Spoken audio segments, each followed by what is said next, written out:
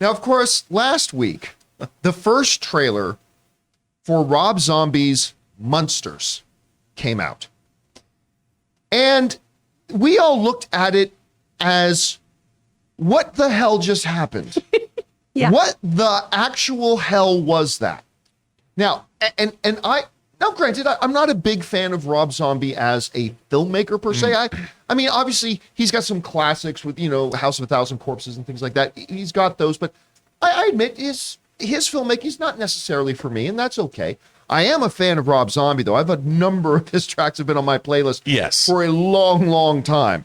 But again, we looked at this thing, and I saw some of the stills before the trailer dropped. It's like, wow, he's really going for that retro look and feel, and that looks like the Dracula father, and that looks like Munster, and I mean, it had all that, but when that trailer hit, I mean, it was just, no, seriously, what the fuck was that? That was awful, and it looked like it was made up for a budget of about $5,000. Like, it really did. It looks, and more importantly, sounded like it was shot on an iPhone, and not even an iPhone 13, like an iPhone 6, is what it looked and sounded like it was shot on. And I had a quick.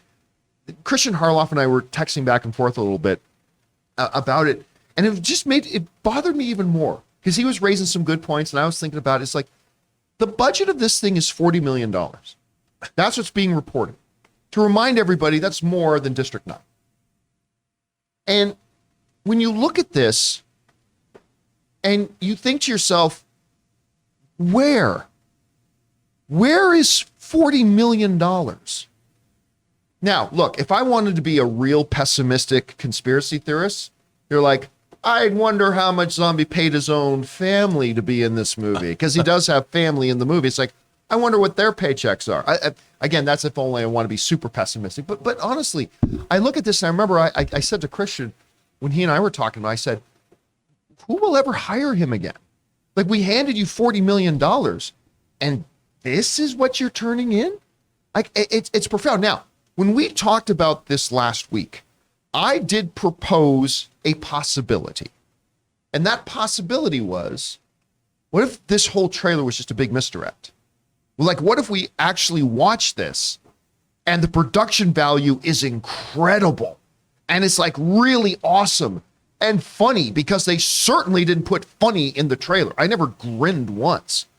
But that's the thing though.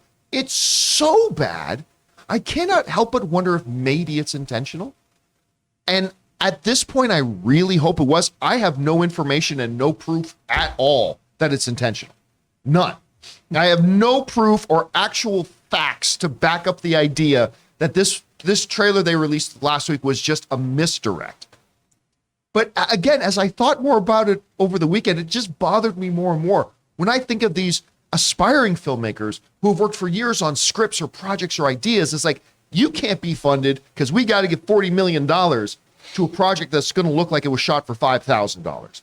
Like, it's just bothering me a bit. So I do hope it was one giant big misdirect. And again, forgive me for using the show as my own cathartic outlet to kind of express these problems and theories. Your name's on the YouTube channel, man. Go crazy. I just, this has really been bothering me all weekend, and it really shouldn't. Anyway, Rob, I mean, you've had some time to think about it. We were discussing a little bit before the show started, but what are your thoughts on this? Perplexed. I'm still perplexed because, this is a classic show. I grew up with it. I understand why Rob Zombie, it's probably a big touchstone for him also growing up with it. And I looked at this and I'm thinking, it's not even retro. And it looks retro, but the dialogue and the scenarios and the acting was. There was acting? Yeah, I mean, it was. I don't know what it was, and I don't know, like, what is this tone? It wasn't. He didn't strike something that was unique to him. It was just this generic, like when I think back to the 1960s generic monster or something or other, this would be it. But it would be something that you would read like as part of a Bazooka Joe comic that was on a piece of bubble gum. Yeah. I mean, it was not. There was no sophistication there. There was no knowing, wink, wink, nudge, nudge, we're monsters kind of a thing, especially when you've got shows like What We Do in the Shadows on TV. Which, by the way, made a triumphant return. Oh, so good. It was so funny. I mean, that's that would be, if you're not working on that level, and this was not that, I think you're in real trouble. By the way, somebody in the live chat, and forgive, I missed the name, so I didn't see it. Somebody in the live chat said, this looks like a Munsters porn parody without at least having the sex in it. That's exactly and that's what it looked like. It looked like a porn parody of the Munsters. Well, I don't know. What we talked about when Amy was here was the porn parody is going to have a higher production value. And Amy's the only person excited about this. And better acting. Amy was very excited about this. She's in San Diego, by the way, everyone. So calm down. Amy's alive and well. This looks ridiculous. I mean, I did have somebody tweeted us the black and white version of this, where it was a full trailer in black and white, and that does help it. And then it leans into making it, maybe this is just a true love letter to the series, and it's going to have this like culty, campy vibe to it.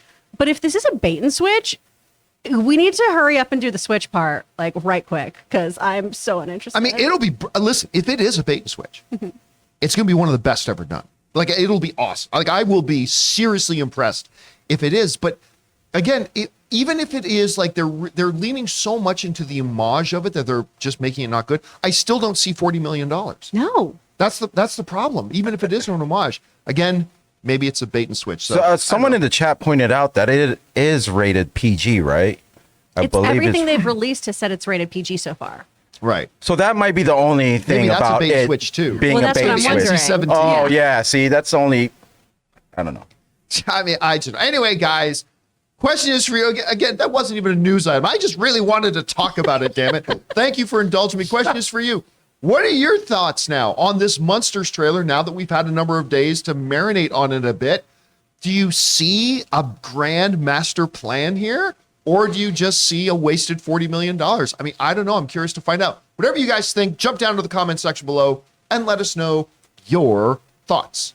Hey guys, we want to take a second and thank the sponsor of this video, BetterHelp. You know, in the age of social media, you might think that everybody's life except yours is perfect because everybody always posts the best memories, the most glamorous shots. But you and I both know that's not how life is. We get pitched some serious curveballs, and sometimes it seems like a lot of them. And you know, we always encourage each other to get out there and to get into better physical health, going to the gym and eating right. But it's about time we started paying more attention to our mental health as well. And that's where our friends at BetterHelp come in. Because see, BetterHelp is not a crisis line. It's not self-help. It is professional therapy done securely online, available to people worldwide. You can log onto your account anytime and send private messages to your therapist, or you can schedule weekly or phone-only sessions if you're one of those people that's not really comfortable being on camera. And getting therapy every week is as easy as just a few clicks on your laptop or phone. It is time to invest in your own mental health, and BetterHelp is a great way to invest in yourself. And right now, they have a special offer for all of the John Campea Show listeners